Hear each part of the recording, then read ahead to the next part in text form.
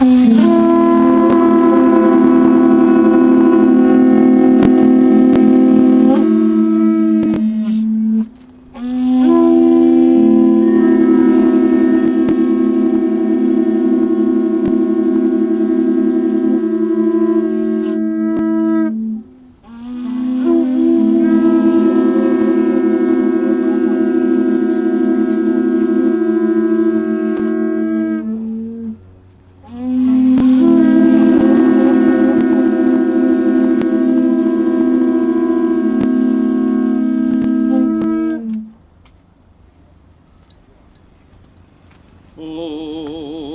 kaulae ke akua e nana mai kau mau hula pula e ola kaniko a umaka I ole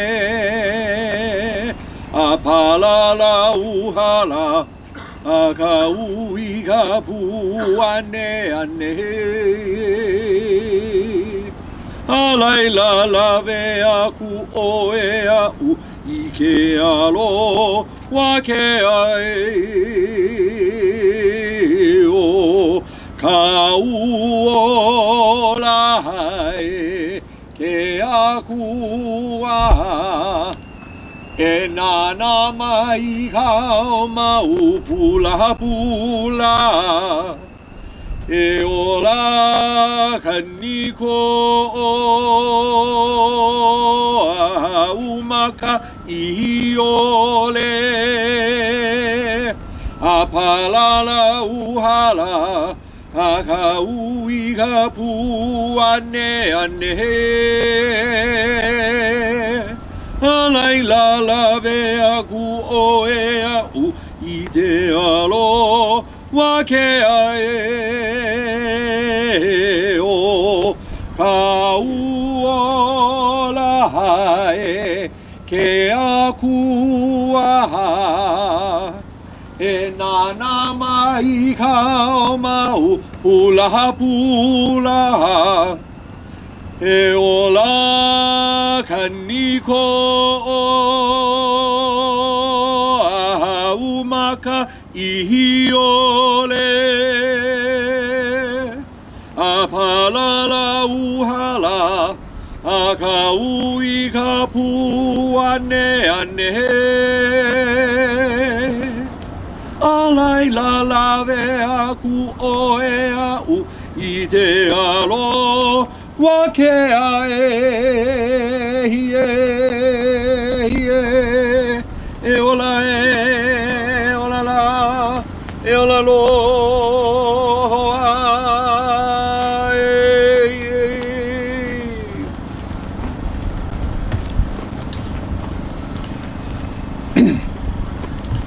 O nā kumua kua pau I hanau ia te pō te lahi ki ku e mai ke kai mai. O nā ali ia pau I hanau ia I te pō te lahi ki ku e mai ke kai mai. O nā lala ali ia pau I hanau ia I te pō te lahi ki ku e mai ke kai mai. O nā velau ali ia pau I hanau ia I te pō te lahi ki ku e mai ke kai mai. O nā pua ali ia pau e ku e ola kaua kaniko o palalau hala a hau maka I ole kolo pupu e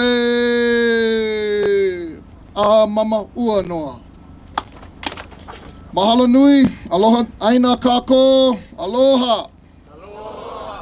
Mahalo to everyone for coming out to our lahui, to our media, to our community leaders and speakers for coming out to send a strong message.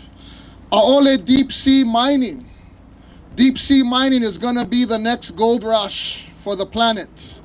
And as Kanaka, as Hawaiians, we are here to say that deep sea mining is not welcome in Hawaii waters and shouldn't be welcome anywhere. Our speaking lineup today includes Our first speaker, Nainoa Thompson from the Polynesian Voyaging Society, followed by Uncle Solomon Kaho'ohalahala, followed by Trustee Dan Ahuna, Archie Kalepa from Polynesian Voyaging Society, and Kumuhina Wong. And we want to share with our community and our media and our government leaders and legislators that we do not welcome deep sea mining in Hawaii. It's destructive. The sediment and silt drift would cause major impacts to the ecology of our Pacific waters. So we're here to put that message out, to share information, to make you aware of the dangers and hazards, and to really start to organize our people towards stopping deep sea mining with legislation in the future. Mahalo. At this time, I'd like to call our first speaker, introduce the great navigator, Nainoa Thompson from Hokulea Polynesian Voyaging Society. Mahalo.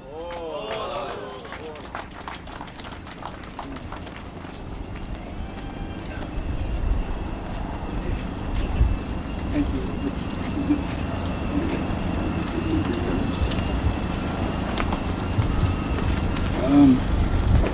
Aloha mai kako. Thank you all for coming out. It's really important.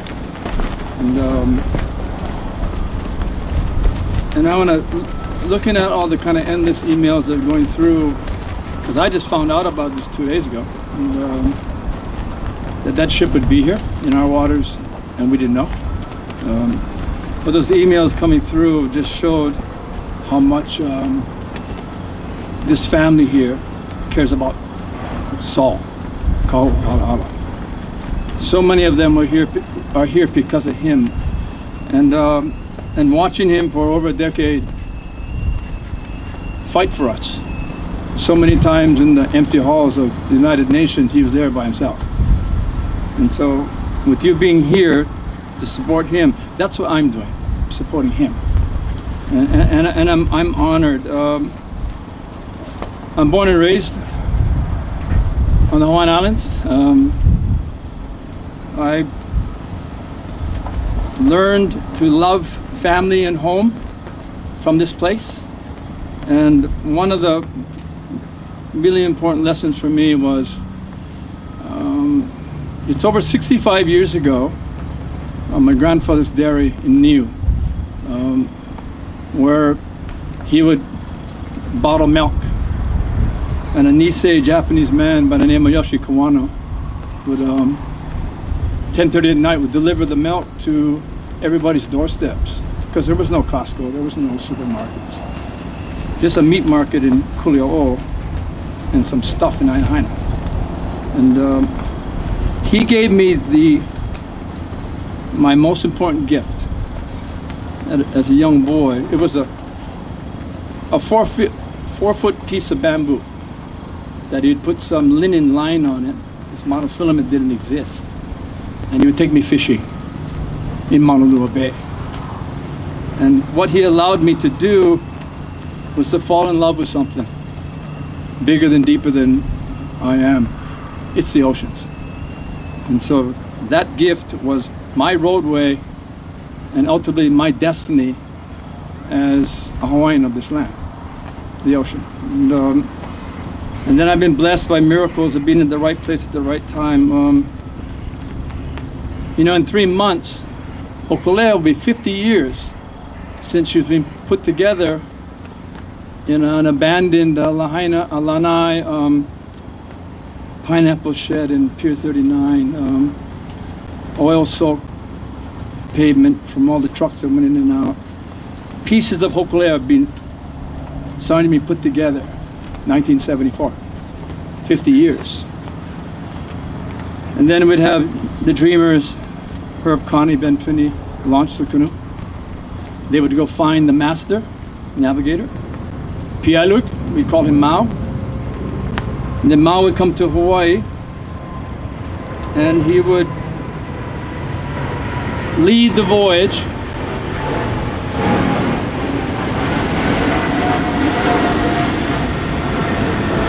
In 1976, May 1st, 1976, from Honolulu Bay, Maui, down the road of Kealahekahiki to our ancestral homeland. At a time when none of us, because we weren't educated, because it wasn't in school, Hawaiian things weren't valued, had no idea who our ancestors who are. We had no idea where they came from, and no idea why we should be proud that we're descendants of the greatest navigators on the face of the earth. Mao changed that. Single person. We are witness to how a single person can actually shift the world, and that's where we are now, supporting Saul. And then Mao would come back for 29 years and train us. I'm not a master navigator. I'm in kindergarten. Promise you. That is not a statement of humility. It's a statement of truth. I'm in kindergarten. And so, but he would come, take us by the hand, pull us through the window of time into the old ocean that nobody else on the planet could do. And then in those journeys, we would be, all of us, I know Billy Richards is here from the first voyage, Archie's here, I know many of you are here that have sailed thousands and thousands of miles amongst the thousands of crew members over the last 49 years.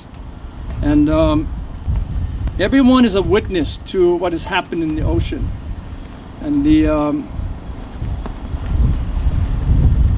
every one of us have seen the decline and the increase of industrial fishing boats. Just last voyage back up from Tahiti, we saw 8 on the first day. We've seen all the pollutions, 150 million tons of plastic in the oceans. I mean, the menu goes on and on, the acidification, the dead zones, hypoxia. It's a long menu of insults to that ocean that we need to survive. And a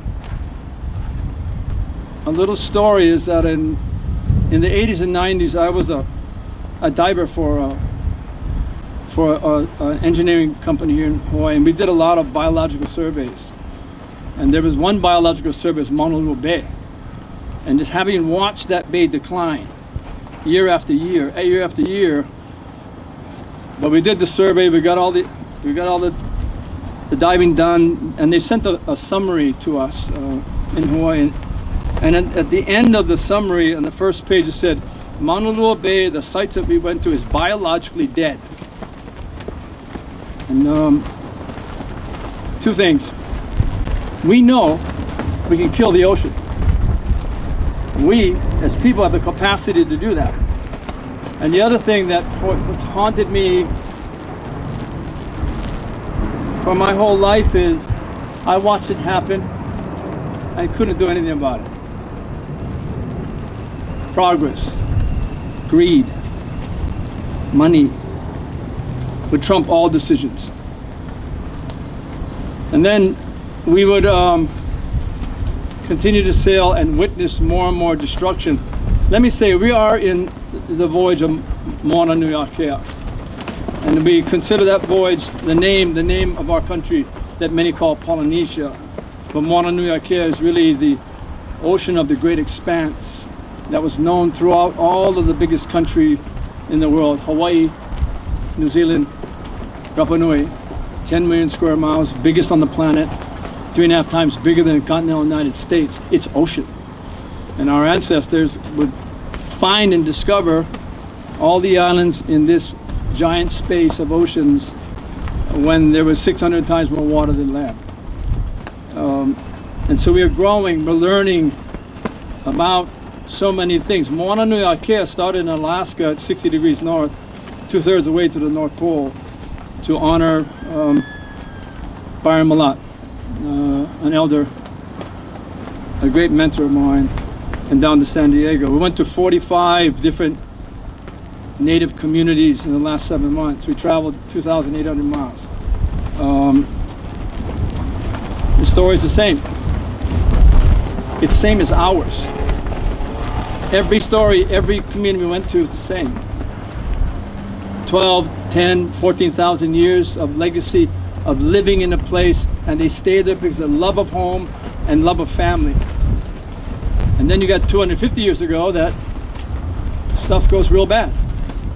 When people come with their vessels and anchor in your waters and change everything. And yet we see the the anger and the rage from the residential schools that were so brutalized. We go to an island called Alert Bay, and they tore down the residential school, removed it, planted grass, and put this giant pieces of plywood up, orange with 218 on it. That's the children that never came home from the schools, that authorities could take them. And that deep hurt would really drive mostly anyone to hurt, to reach out, to be violent, but they don't. They all choose what we would choose: aloha, and love, and smart. And they're doing extraordinary work there, just as we're doing extraordinary work here in Hawaii. And so that was really important for us to understand, where are the other Native people in the world? They're moving. They're moving with their values and their dreams and their beliefs and their memories, and they're choosing to navigate with love first. And but one story that I will raise is that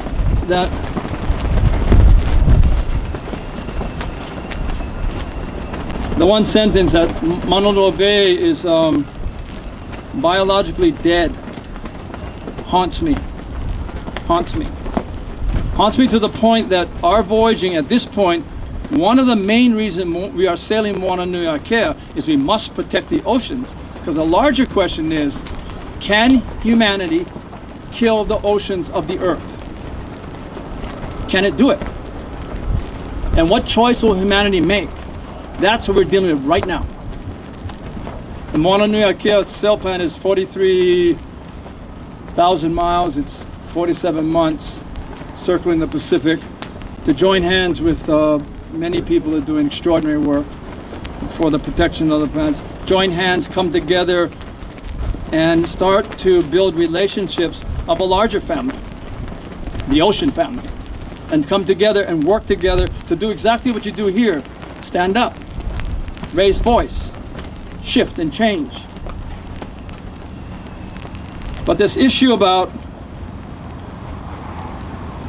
can the humanity kill the oceans? And we all know, ocean die, we die. But even if we damage it any more now, we're taking away everything that our children deserve: a safe and healthy world to live in, that's clean, that's grounded in our values. That's the foundation of our culture, and our traditions need to be respected. That ship never came in. Either, I don't know. There's people on that ship, they're strangers, I don't know. So many ways you guys want today. They're afraid of something. And but this question haunts me, and my response to the question is, the problem with the deep sea mining is another massive layer of insult and damage and hurt to the oceans, which is, every time we hurt the oceans, we hurt ourselves. We take away the ability for our children to have a future that's worth it for them every day. This insult, the seabed mining needs to be added on to the industrial fishing. It needs to be added on to the carbonization. It needs to be added on to the acidification of the ocean, changing the chemistry of the ocean, and it is. And then at some point, the ocean will change this, the atmosphere, because it's the same thing, water. And so,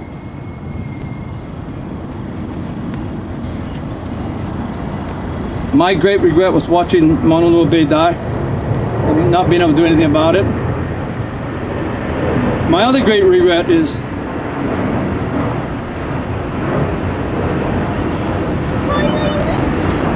I can't be 20 instead of 70. Because right now, my opinion, this is the next two generations are going to be the greatest generations on the surface of this earth ever. We will write a history about these next two generations that is going to stand up, because they are educated differently than we were. I grew up with being told that it's really cool to live in the throwaway society, just throw everything out and dump it in the ocean. And I grew up with the belief that hunger's never going to be an issue, because that ocean has an infinite amount of protein. Wrong. Everything we were taught was wrong. But the young people today are different. They're educated, they're smart, they're combined, they're united, they're coming together. I wish I was 20 so I could join the greatest voyage ever of this next 2 generations that are going to come and stand up in a really smart, brilliant, collective way, a united way. I wish I was 20, but I'm not. So our job is to support them. Our job is to get behind them. And in doing so, I believe they're going to save the earth.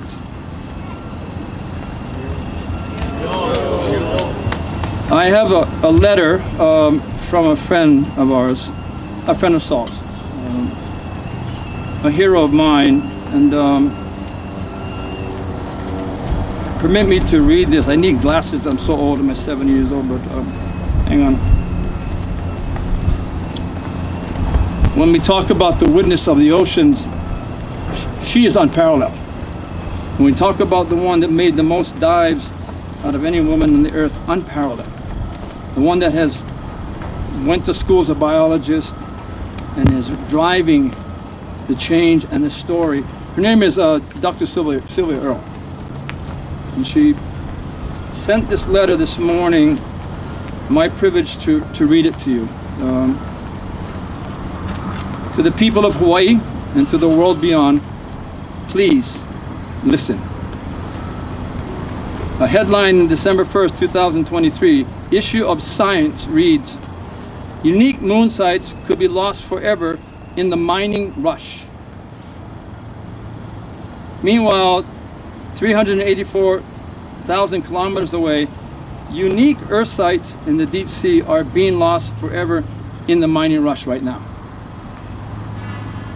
Today, a ship loaded with thousands of tons of crushed remains of ancient cities of life scraped from the deep heart of the ocean arrived in Hawaii. Bravo to the countries and cultures around the world who are aligning to protect the ocean with international treaties, national and local action to embrace life within the high seas, the deep seas, and the vital biological diversity of across the earth. And beware, it's greed, not need, is driving the movements to strip the ocean of life from the sunlit surface waters, from the critical migrations of life in the ocean's twilight zones, and now from the great deeps below, using technologies and markets that do not and could not exist until right now. Critical layers of life are being annihilated in the deep sea to obtain minerals that are going to be promoted as good news for island communities and cultures across the Pacific and the world. The deep sea miners say holds minerals wealth that can support a shift from fossil fuels to clean energy, while of systems that maintain on Earth as a uniquely habitable place in the universe. She continues, a universe that is starkly inhospitable to life as we know it, while some seek to terraform Mars, the red planet. The actions most of us are relentlessly Marsiforming the blue earth. In prior times, we did not and could not understand the earth in its dynamic living miracle, a unique 4.5 billion year old system that has changed radically in 100 years owing to the actions of one species that has grown in 1 century from fewer than 2 billion individuals to more than 8 billion. Displacing natural living systems over half the land just to grow plants and animals for food and products, and occupying much of the other half for human structures. In the sea, tens of thousands of ships armed with new technology have mined more than half of the large wild animals in the sea. About half of the tropical coral reefs, seagrasses, meadows, and mangrove and kelp forests have disappeared, disrupting the ancient rhythms that tightly coupled biogeochemical systems that make Earth habitable. Earth is warming, the chemistry is changing as never before in human history. The future of our lives as we know it is at risk. As never again, there's never been a chance to protect the remaining fabric of life and restore much of what has been lost. The deep sea is still mostly intact, Earth's last great wilderness, the core of our life support system. Say no to deep sea mining. Say yes to protecting what remains on Earth's natural intact system, and do so as if your life depended on it, because it does. Sylvia Earle, Ocean Elder, founder of Mission Blue, National Geographic Explorer at large, and a champion for the oceans. Again, thank you again for having me. I'm very humbled and honored to be here. And sometimes I get so depressed by myself that the issues are so large. The one thing I hold on to is Hawaii should be the place. Hawaii should be the center of solutions for climate. Hawaii should be the center of solutions for sustainability, because Hawaiians already knew that for 2,000 years. And to have us solve our energy issues, we can. Food sovereignty, we can. All the things that we promote on the earth that are all being killed away, Hawaii has a chance to be the starlight in the storm. And that's what I wish for, and I bet on the young people. Thank you.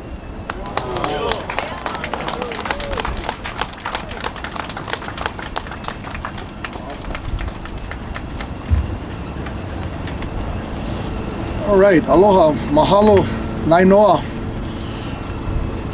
At this time, I'd like to introduce our kupuna,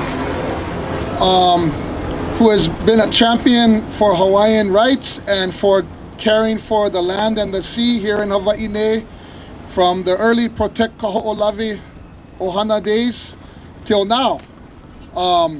Son of Lanai, Uncle Saul Kaho'ohalahala, who has been quietly working behind the scenes for the past couple of years around deep sea mining, who has been doing international work to raise awareness of this issue of deep sea mining and to help stop the destructive deep sea mining. And Uncle Saul has been working quietly behind the scenes, and now it's time for him to step up front, and it's time for us to get behind him. Uncle Saul. Yo.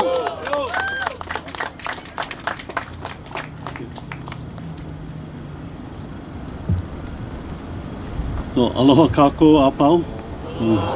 Yeah. So, I don't want to appear like this is something that one person has done. When I know a talk about the fact that the voyaging in the canoe it was in preparation for a time like this. But I want to talk about something that inspired me to be a part of this international discussion, and it's a story that goes even farther back. When I entered into biodiversity at the international level, it was simply for me talking about how we're going to protect the honua at 30% by the year 2030. And it made sense to me that it is something that we should do because we already do that right in our own backyards. Even right here at the fish ponds at Mokuea, we're doing what we have always done, is malama the kai and malama the resources. As an international United Nations are talking about making policies and decisions, and that participation led me, that's called the International Seabed Authority.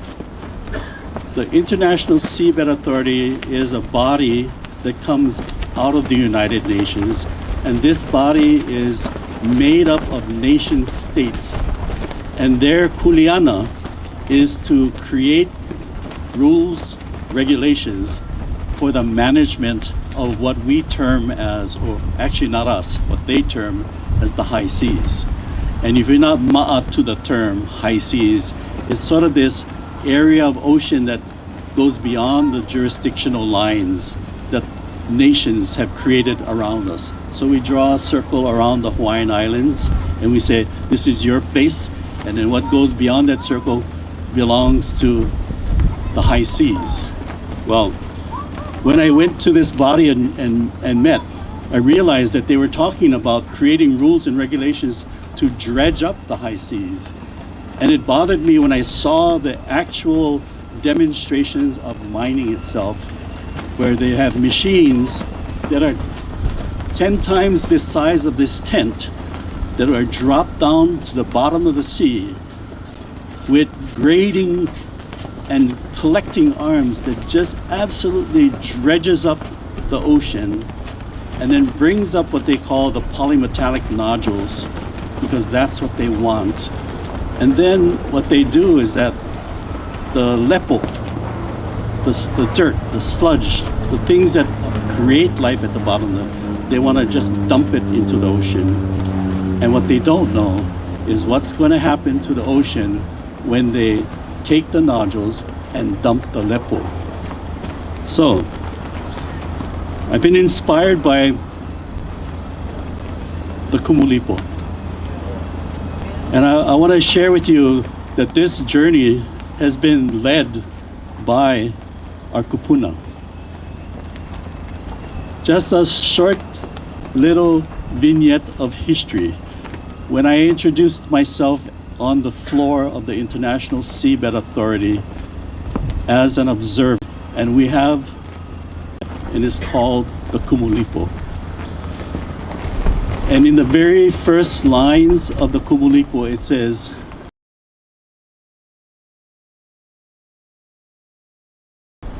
Hanau ka uku ko'ako'a, he ko'oko ko'ako'a kana puka.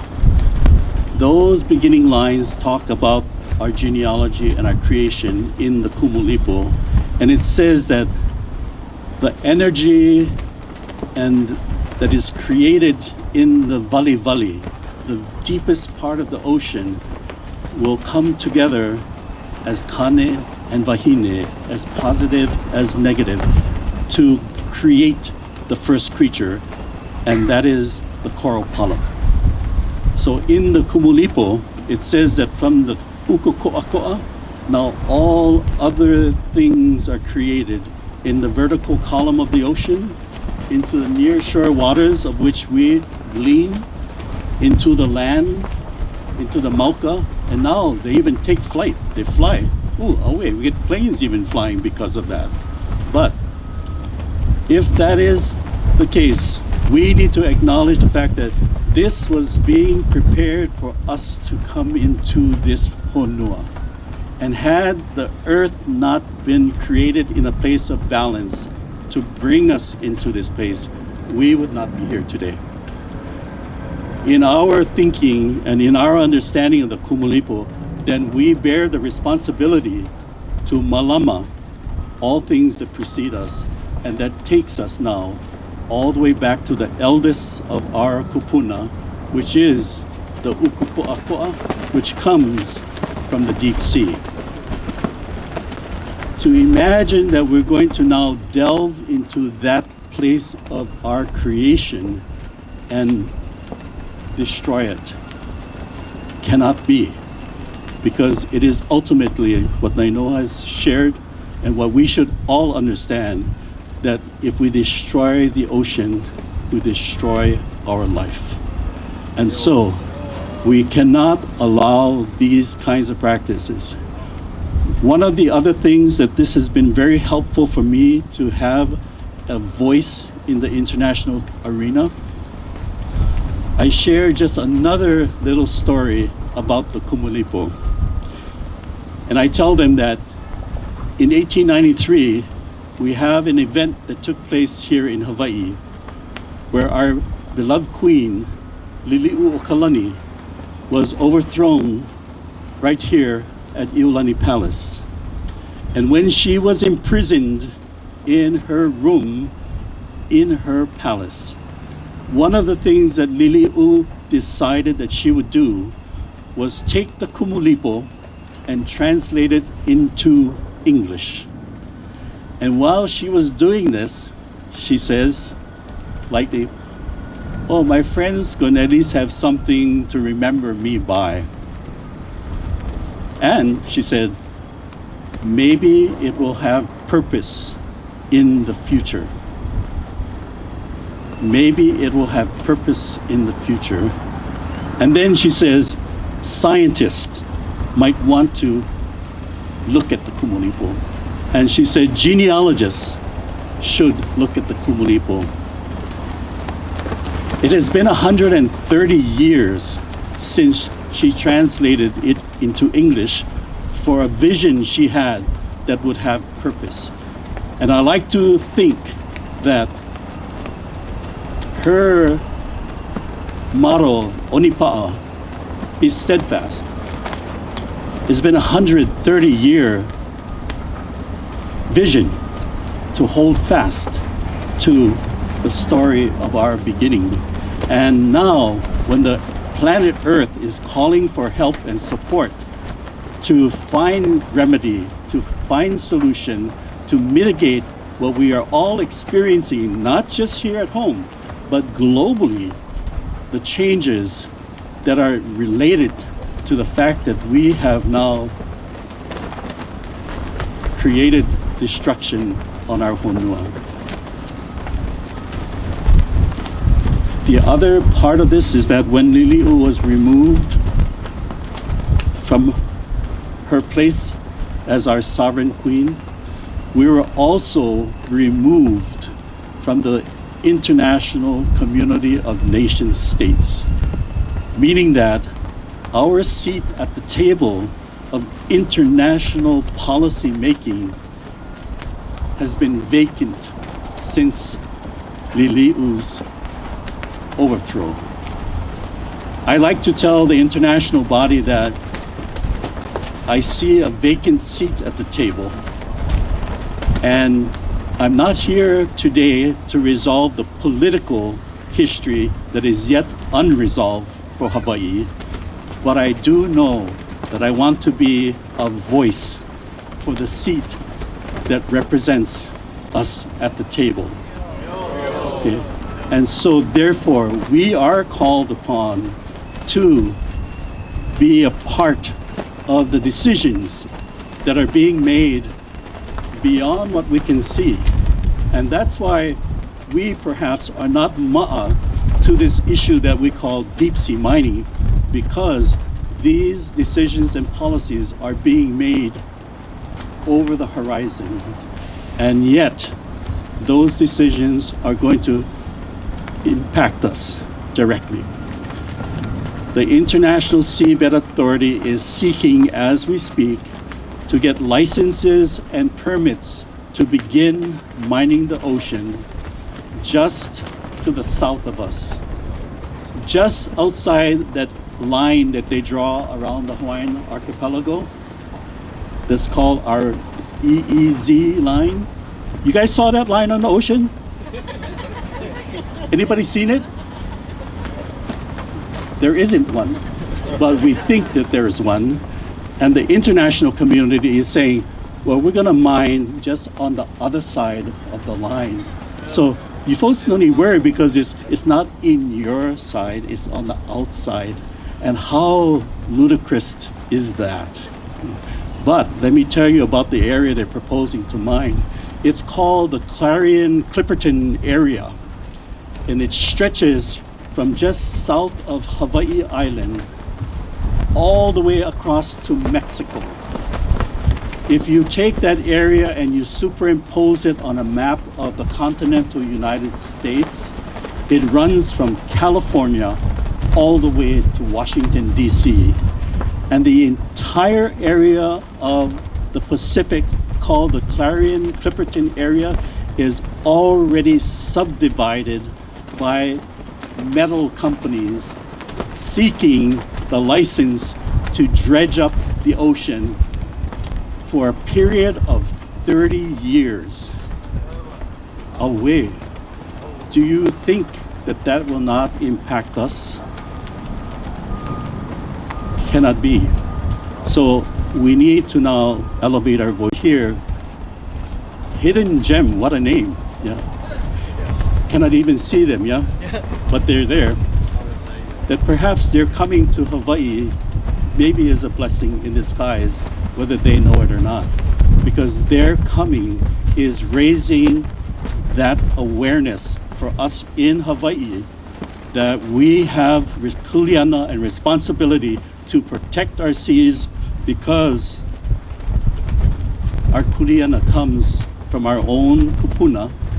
It is our source of our beginning, the kumulipo, and it is a wise queen who saw it important enough to have a vision to leave us this to look at, to study, to learn, and then to find if this is the appropriate time to apply what we have to offer, like Nainoa says. What is our contribution? Well, perhaps our contribution is now sitting at the table of nations, and then now getting nations to understand that our responsibility is to malama this honua, into the deepest depths of our creation, to the highest mountains, and to the skies above. And that has been my inspiration. So we have been on a voyage for decades, but if you bring all of that together, perhaps the voyage, even that of our queen, was to prepare us, like she says, that there will be a purpose for us in the future. And perhaps she was hoping that this would be that kind of time. So I want to leave you with that and say, this is not one person's work. This is a collective, that now all the pieces have come together. But it now at least gives us an understanding of who we are, why we are, where we are, and therefore what we must do. So malama honua, moana nui akea has no lines on it, okay? Don't be fooled by that. We are the people of the one greatest ocean, the Pakipika, and it is our country, it is our home, it is our resources, and we have the kuleana to take care of it, all of us. So with that, I want to say mahalo to all of you.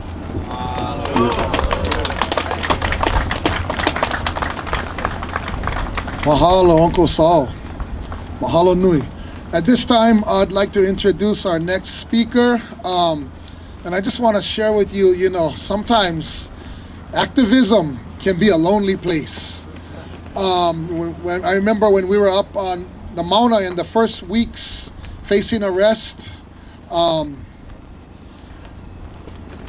Trustee, Office of Hawaiian Affairs, Dan Ahuna was there with us, standing with us. When I first started my wood carving program, Hui Kalai Ki'i o Kupa Aike'e, Trustee Ahuna stood with me and helped me get it off the ground. And he's standing here with us now today. Kauai Trustee of Office Hawaiian Affairs, who is always accessible to the lahui and who shows up for the lahui, Dan Ahuna. Mahalo. Velina mai ke aloha. I am very honored to be amongst our ocean elders and also with you, our lahui. I think today is a very important day to help spread the awareness to our lahui and the people globally. Forgive me for reading my comments today, but I think it's very important that you all understand what deep sea mining does. Deep sea mining would extract cobalt, copper, nickel, and manganese, key materials in batteries, from potato-sized nodules which pepper the seafloor at depths 4 to 6 kilometers, and is particularly abundant in the Clarion-Clipperton zone in the North Pacific Ocean, an area spanning 4.5 million square miles, or about 1.7 million square million miles, between Hawaii and Mexico. These nodules hold some of the key ingredients needed to fuel the energy transition, hence the conflict. However, a healthy ocean is also crucial in the fight against the climate crisis. Current scientific understanding indicates that deep sea mining will have substantial adverse and long-term impacts on the species, habitats, and environmental quality of our oceans, directly from extraction at the seafloor, as well as via sediment plumes that will affect the benthic habitat and the water column over large areas surrounding mining sites. And also via increased noise, light, water temperature, electromagnetic disturbance as a result of mining operations. Before any potential deep seabed mining occurs, it needs to be clearly demonstrated that such activities can be managed in a way that ensures the effective protection of the marine environment. This currently does not exist, nor is there sufficient science to support proceeding with extractive activities. As such, many environmental organizations, the International Union on the Conservation of Nature, the UN's Environmental Advisor, and many others either support an outright ban or at minimum a moratorium to allow for 1, additional scientific studies to comprehensively understand its environmental, socio-economic, and legal risk, and 2, international authorities, governments, and the private sector to develop responsible policies, procedures, and technologies to mitigate those risks and manage deep sea ecosystems in such a way to prevent loss of biodiversity and its ecosystem services. Automakers like Volvo, BMW, Volkswagen, Polestar, and Renault, and also tech giants like Google, Philips, Salesforce, and even the second largest mining company, Rio Tinto, have called for a temporary ban on the practice. The companies commit not to source any minerals from the seabed, to exclude such minerals from their supply chains, and not to finance deep seabed mining activities. The Office of Hawaiian Affairs has been tracking and following deep sea mining in our waters because it can negatively impact our ocean ecosystems, our migratory fish species, and our people's ability to feed their families. Over 80% include what is good for the ocean and for all of humanity. Thank you so much.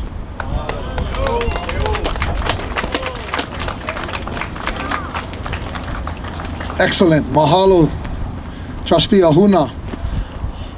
At this time, another very important speaker with a connection to the kai, to the ocean, Lahaina resident, deep ancestral ties to Lahaina, currently as a leader and organizer in response to the Lahaina wildfire, and what I would consider one of our greatest watermen in Hawaii, Archie Kalepa.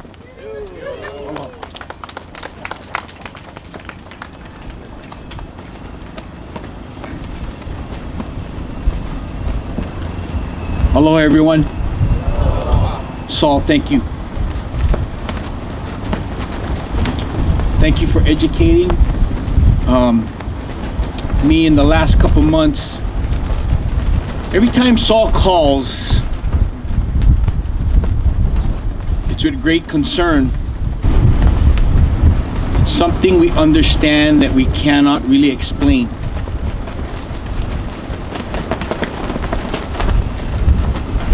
Being on that canoe, sailing for thousands of miles, Kealakahiki, sailing home, and having conversations just like the ones we're having right now on that canoe, recognizing change,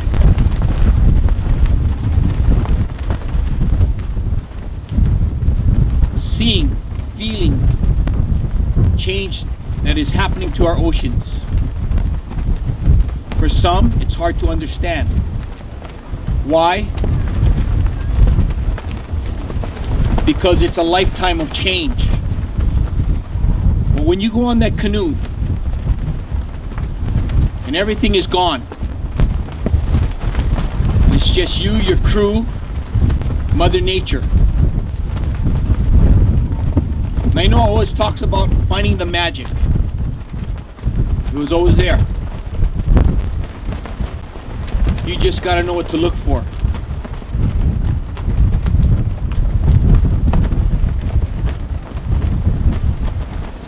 As indigenous people that come from the sea, our role, our responsibility is to protect that. To be the voice of those that cannot speak the things that live beneath the sea. Things that we are only now learning about. If we cannot protect that, then who are we?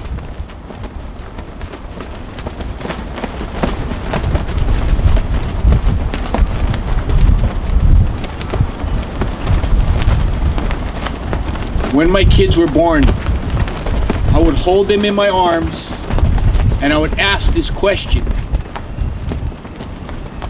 are they going to be able to live a life that is safe, that is healthy,